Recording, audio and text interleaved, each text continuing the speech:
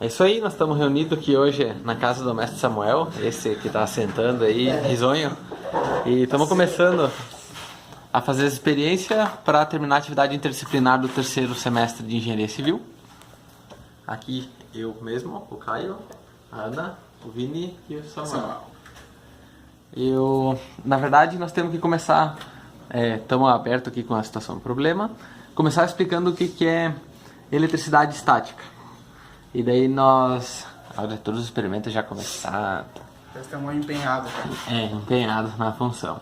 O Vini está cuidando da placa e depois vai explicar como é que é o manuseio correto de uma placa-mãe aí, que não dá para ser de qualquer maneira.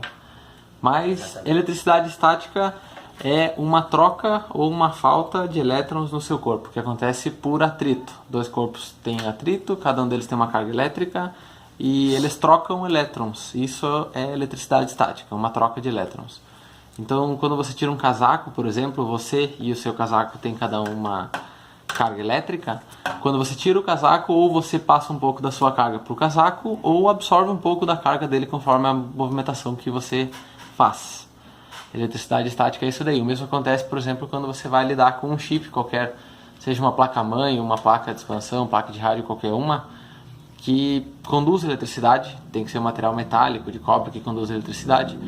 Se você pôr a mão nisso daí, você acaba passando um pouco da sua carga elétrica para esse material que você encostou. Como é que é o manuseio correto de uma placa-mãe? Vou explicar então como é que é o manuseio correto. Isso aí. Nós temos aqui duas proteções aqui para quando você for usar, como por exemplo, você vai arrumar um equipamento no cliente. Você pode usar tanto uma luva, ou você pode também usar uma pulseira. Essa pulseira ligada aqui, você tem que ligar no fio terra, que quando você tiver excesso de energia, essa energia vai ser passada para esse fio que vai passar para a terra e dar fim. Isso, você tem que ligar tanto num fio aterrado, num ferro aterrado para... Aqui, como por exemplo, corpo, né? tem uma placa-mãe do computador. O certo é você pegar sempre, como se você não está usando nenhuma luva, nenhum equipamento, nem nada. O certo é você pegar nas bordas. Como assim, você pode pegar tanto aqui nos componentes aqui. A parte não metálica. Isso, não metálica. E caso, como por exemplo, o modo errado de você pegar numa placa. Isso aqui, se caso você encostar isso aqui, você pode danificar todos os componentes, né? Por exemplo, pegar aqui ou pegar assim. Você vai passar a sua carga para essa placa, vai acabar danificando alguns componentes, né? Por exemplo, também, como se for arrumar um celular, alguma coisa, isso aqui é uma placa de um celular. Isso aqui é a parte principal, né?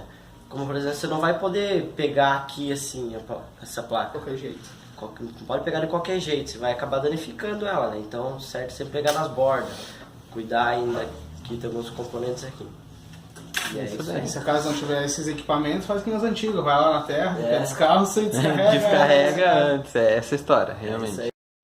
Ainda sobre a eletricidade estática e manuseios de peças de computadores, da placa-mãe, como seria para o modo certo de manusear essas peças.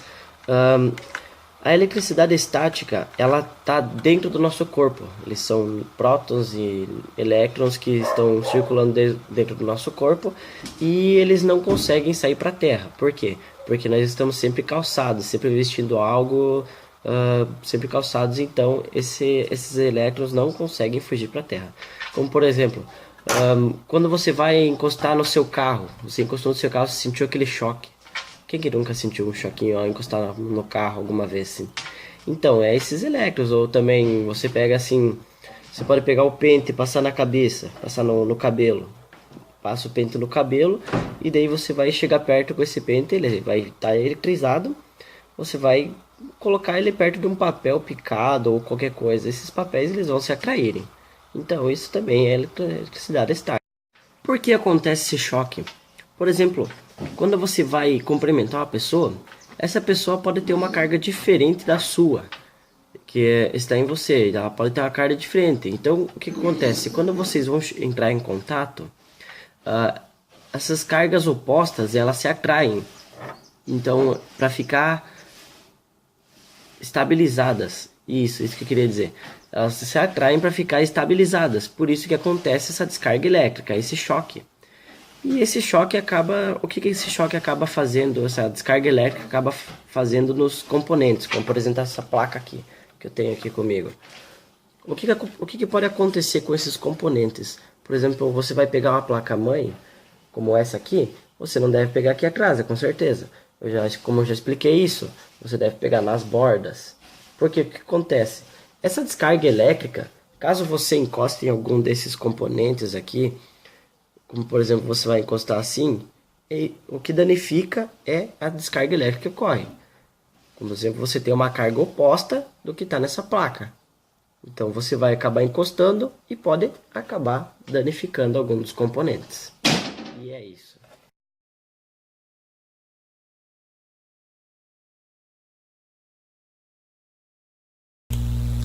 Então vou explicar agora um pouco o que é a eletrização por atrito, né?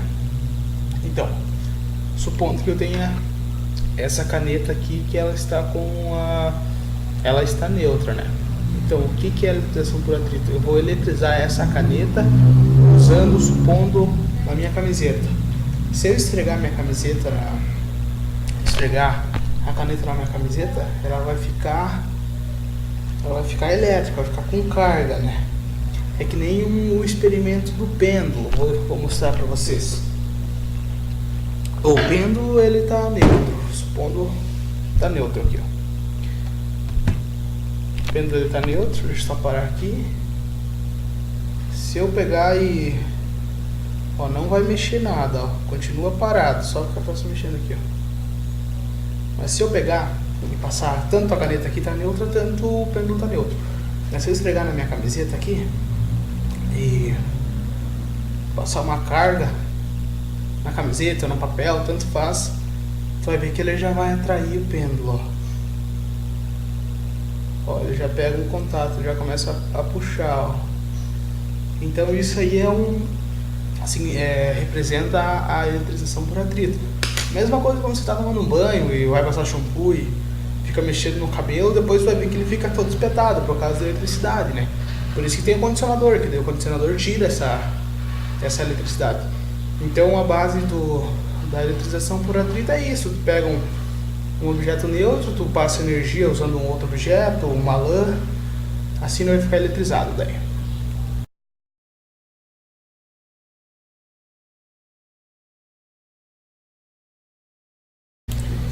Vou falar agora um pouco sobre a eletrização por indução.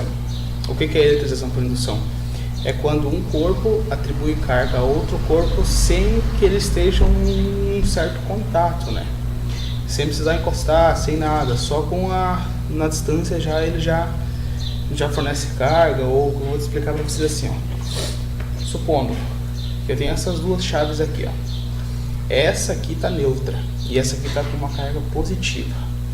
Então, quando eu fizer a proximidade uma da outra, como essa aqui está positiva, essa está neutra, então metade dessa chave aqui que tiver do lado dessa outra vai ficar negativa e a outra parte vai ficar positiva, vai haver uma divisão.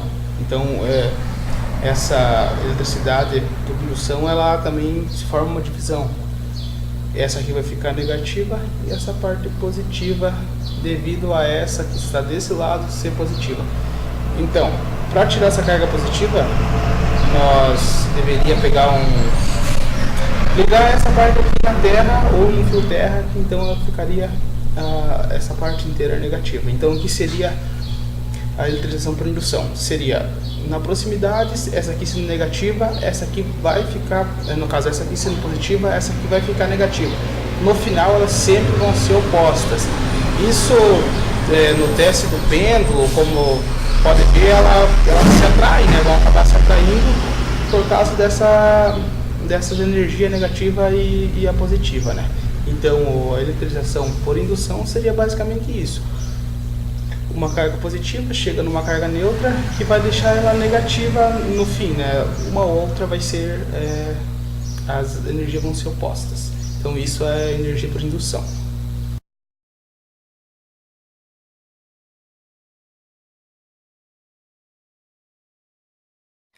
Então eu vou explicar para vocês o que é a eletrização por contato. Para ficar melhor no vídeo, eu vou acabar explicar melhor, eu vou fazer um pequeno experimento explicando o que é a eletrização por contato. O que eu vou usar então nesse pequeno experimento?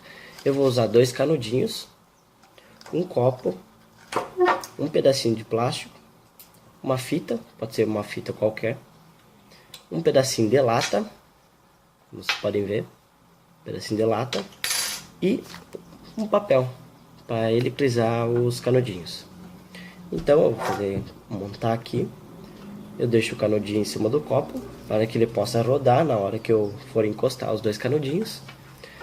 O que eu irei fazer, eu vou pegar esse pedacinho de plástico e vou colocar uma fitinha para acabar segurando a lata. E eu já mostro, vou fazer e já mostro para vocês como é que fica.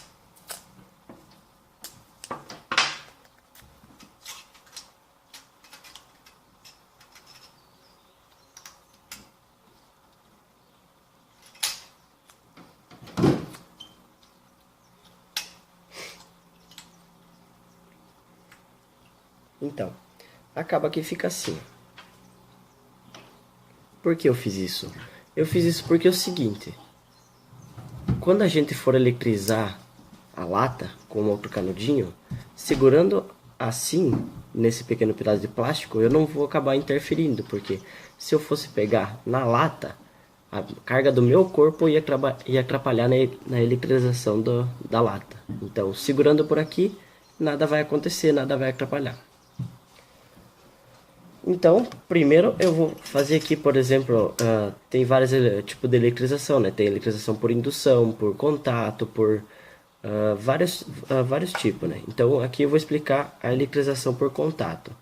Como eu vou fazer a eletrização aqui por contato, eu vou mostrar como eu irei fazer. Por exemplo, eu irei pegar aqui, deixa eu só ajeitar o canudinho, aí.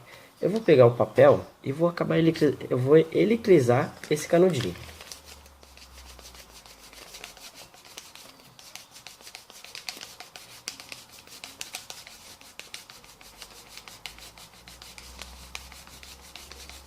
Pronto, tá eletrizado. Então eu vou acabar encostando aqui para vocês verem. Olha. As cargas elas se atraem, então o canudinho ele é atraído também. Viu? Então eu vou mostrar para vocês como é a eletrização por contato. Vou eletrizar mais uma vez aqui o canudo.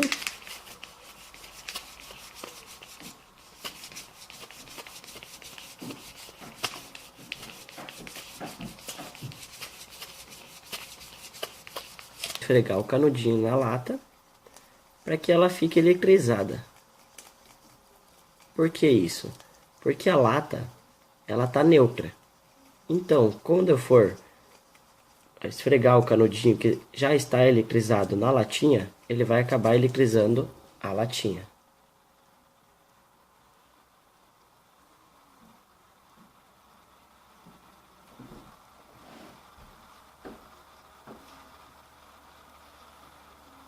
Não sei se vai dar para ver no vídeo, mas ele tem uma tração bem pequena, mas ainda tem. Ó. É uma tração bem pequena, mas tem ainda. Ainda dá para ver que tem uma tração. E isso então seria a eletrização por contato. Na hora que eu esfreguei o canudinho já eletrizado na lata. Ou seja, essa seria a eletrização por contato.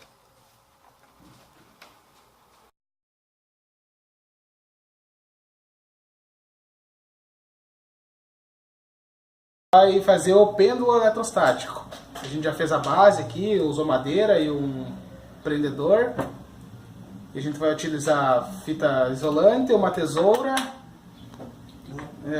a linha e papel alumínio. Uma bolinha de papel alumínio. No caso, eu fiz uma bolinha com um papel e enrolei numa fita para ficar redondo. E a gente vai utilizar um pedacinho de papel alumínio. Então vamos lá. Tirar um pedacinho Tirar um pedacinho de linha.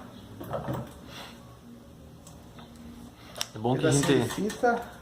tem um ambiente de trabalho limpo e organizado. Cheio de maquinários. Vamos lá. Vai prender a linha aqui. Prender com a fita para ficar bem.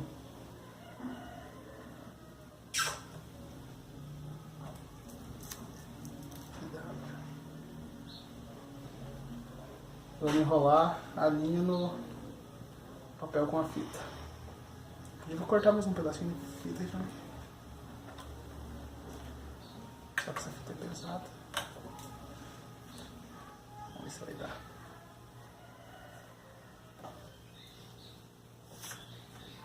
Vou pegar um outro pedaço de alumínio aqui pra...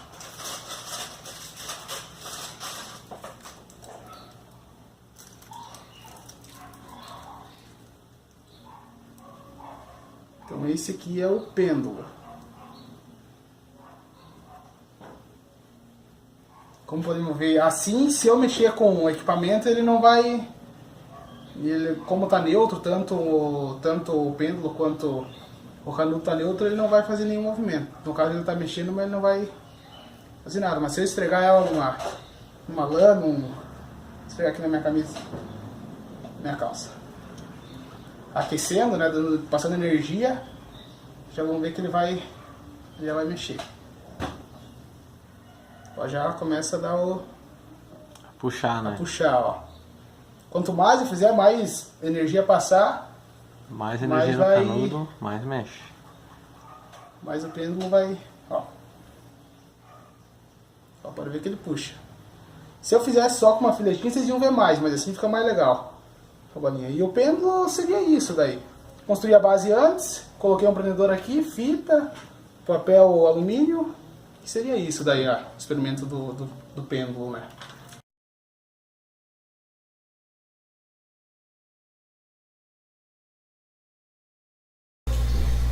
Então, pessoal, para o experimento da bobina de Tesla, a gente vai utilizar o fio esmaltado, cerca de uns 7 a 8 metros de fio esmaltado. Aí a gente vai enrolar ele pode ser num cano PVC ou qualquer que tenha esse formato aqui. Então eu enrolei no cano, a gente vai utilizar fio, cola quente para poder fixar a base dele e os fios. Vamos precisar de um resistor e de um transistor. Essas duas pecinhas aqui. Vamos precisar de ferro quente, de estanho. E a maioria do pessoal faz com bateria 9 volts, né? Mas eu peguei para fazer com uma fonte 9 volts. Uma fonte 9 volts que a gente vai engatar tudo para fazer a bobina funcionar, né? Então os equipamentos seriam esses aí para montar a bobina, né? Então a gente vai começar o experimento da bobina de Tesla. Primeiramente a gente enrolou o fio esmaltado por toda essa superfície desse negocinho de plástico que eu fiz aqui. Aí a gente vai pegar cola quente e vai pegar um papelão, ou pode ser madeira, e vai colar ele na madeira.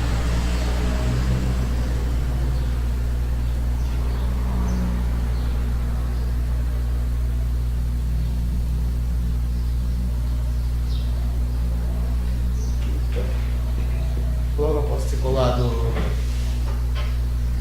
a bobina, a gente vai pegar um fio, vai dar 2 voltas pela bobina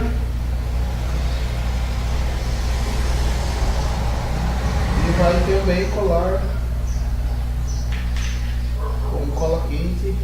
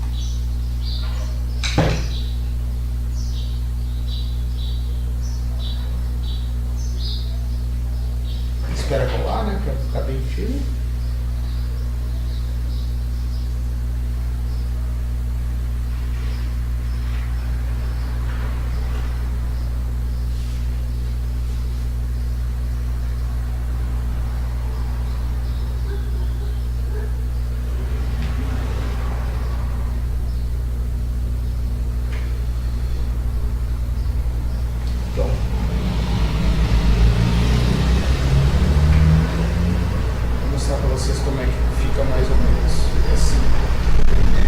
Então a gente colocou a bobina no papelão, daí ele pegou, fez 2 voltas com o fio e colocou em cada lado junto com sobrando um fio aqui da bobina, né? Então, após a gente ter feito a colagem dos objetos, agora a gente vai fazer a solda. Então, a gente vai pegar essa perninha do fio e vai colar numa perninha do transistor, né? Então a gente vai utilizar o estanho, e o ferro de solda, né? Vamos lá.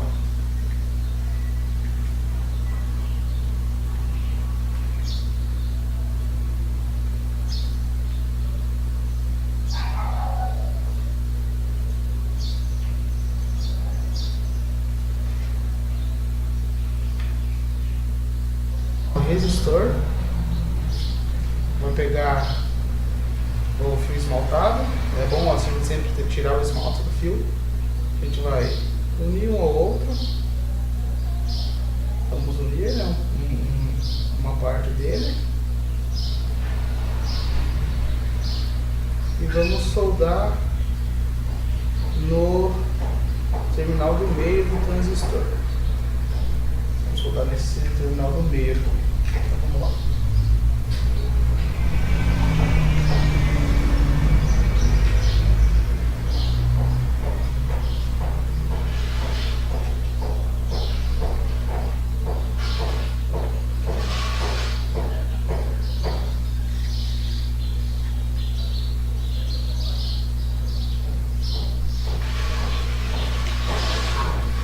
Pode ter soldado o resistor, o transistor e o negócio e o outro fio aqui. A gente vai pegar nossa fonte 9 volts, ou poderia ser a nossa bateria 9 volts. Vou pegar o fio positivo,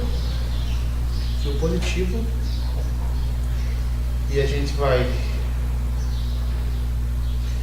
enrolar aqui com essa outra parte do fio e com o outro negócio do resistor, com a outra perninha do resistor. Vamos lá. Primeiramente,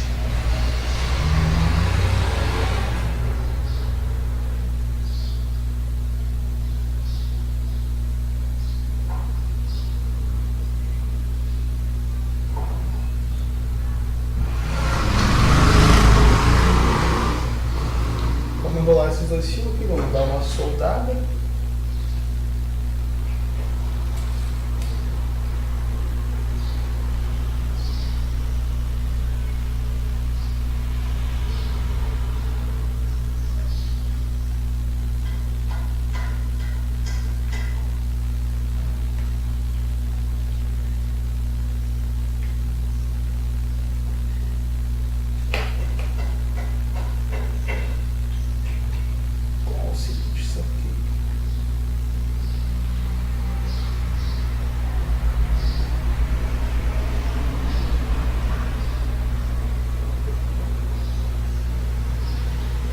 Então a gente já soldou esses 2 fios aqui. Agora a gente vai pegar essa outra parte do resistor e vamos soldar junto, né? A gente vai pegar o fio negativo da nossa fonte e vamos ligar no último terminal do nosso transistor aqui, né? No último terminal. Vamos lá.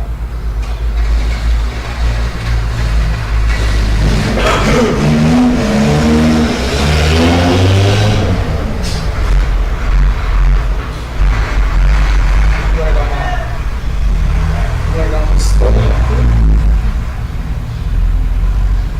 Vou estrear aqui.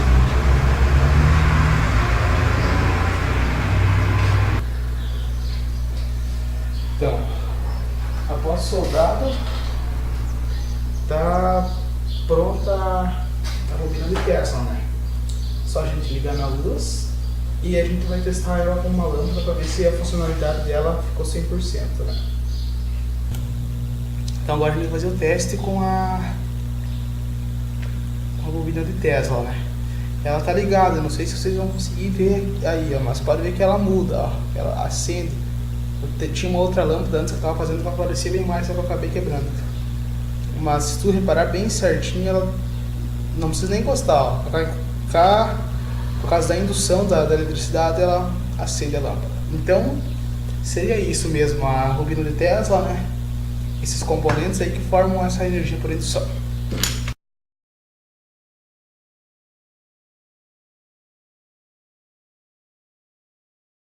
Então, assim, continuando então nossos experimentos, né? Essa aqui seria a gaiola de Faraday, isso. Que é um experimento bem simples, na verdade. Ela é construída apenas de tela, mais ou menos nesses moldes, e ela serve para cortar o sinal, ou seja, para isolar. Tanto que nos presídios eles não colocam isso. Então, aqui tem um celular, né? Que ele tem o rádio, e a intenção é, quando que ele estiver dentro da gaiola, que ele perca o sinal. Então, vamos lá. Tem uma musiquinha boa aqui. Vamos filmar a telinha do celular para mostrar que tá no rádio ali. Isso. Ali, ó. Tá no rádio. Beleza. Então, vamos lá. Aqui, ó, dá pra perceber que o som tá bem nítido. Só no fato de aproximação Já dificulta. já começa a falhar o sinal. E é isso daí. Na verdade tem uma questão da posição da gaiola um pouco, tá com a tampa aberta. Então, à medida que você movimenta, é isso aí. Isso prova o funcionamento. Perde o sinal. Quer mandar um beijo pro...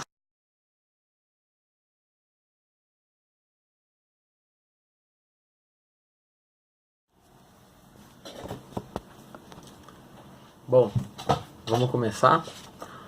A primeira parte da explicação, vamos fazer um apanhado assim de como é que funciona essa questão da eletricidade, dessa troca de elétrons. A gente já viu aqui nessa aula que a gente está fazendo que a eletricidade estática é na verdade uma troca de elétrons entre corpos por estarem próximos entre si, assim, né? Então, mais ou menos como a gente troca elétrons como uma jaqueta que a gente veste, que tem uma carga elétrica, então quando você tira essa blusa ou essa jaqueta, você acaba ouvindo esse tourinho e percebendo, enfim, a troca de elétrons da eletricidade estática. Isso acontece em escalas maiores e de outras maneiras também, né? Então, para nós começar a falar sobre para-raio, o que é um raio? Como é que acontece um raio? As nuvens também têm uma carga elétrica, uma determinada carga elétrica, e a Terra também. Então, imagine que se as nuvens e a Terra tiverem uma ligação, como se um fio conectasse as nuvens e a Terra, haveria um curto-circuito, né?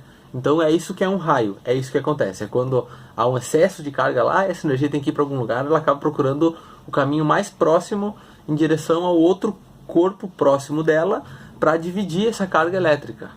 Então é por isso que a nuvem passa energia para a Terra. Então, por onde que ela faz isso? Por onde que ela passa? Sempre pelo caminho mais próximo, que nesse caso vai ser sempre o ponto da Terra mais alto, em direção às nuvens. Por isso que é natural que os raios caiam em praias, em lugares planos, onde há poucos pontos altos para assim, disputar com o raio, ou no topo de torres, topo de montanhas, em lugares altos, né? Topo de árvores, em lugares desertos, onde é bastante plano e bastante aberto, é comum que os raios caiam no mesmo lugar ou próximo do mesmo lugar por essa questão, porque é poucos lugares altos, né, para o raio acabar caindo aí. Então, a amperagem de uma descarga elétrica de um raio pequeno pode chegar a 2.000 amperes, um raio de médio porte aí 30.000 amperes e um raio severo aí de uns 100.000 amperes. Essas são as informações que a gente tem. E na verdade, para fins de comparação, por exemplo, um chuveiro, que é um utensílio da amperagem mais pesada de uma casa, é de 30 amperes. Então, para a gente comparar o poder aí, ou a quantidade de energia que tem um raio, né? Os tipos de para-raios. Então, como que a gente trata para não permitir que esses raios caiam livremente nas nossas estruturas? Temos dois hoje que são viáveis, que são conhecidos. Um deles é mais barato, que é o Franklin. Nós temos o tipo Faraday e Franklin. A gaiola de Faraday é o método mais eficiente e consiste em envolver as estruturas ou os edifícios com cabos que passam essa energia do topo, onde o raio atingiu, até a terra, enfim, onde vai ser aterrado, para essa energia seguir o curso sem prejudicar a estrutura. O que a gaiola de Faraday protege? A estrutura e as pessoas. Não protege os utensílios domésticos. Pode ser ainda que numa descarga atmosférica um utensílio doméstico dentro do apartamento, do edifício lá, acabe recebendo um pouco dessa oscilação de energia. Os nossos para-raios ainda não protegem com relação a isso, né? O sistema de para-raios tipo Franklin consiste numa haste colocada no topo do edifício para se tornar o ponto mais alto daquele corpo ali, para o raio tender a cair nessa haste e ser conduzido através da haste, do cabeamento que vai estar conectado à haste, até no chão de novo, até na terra.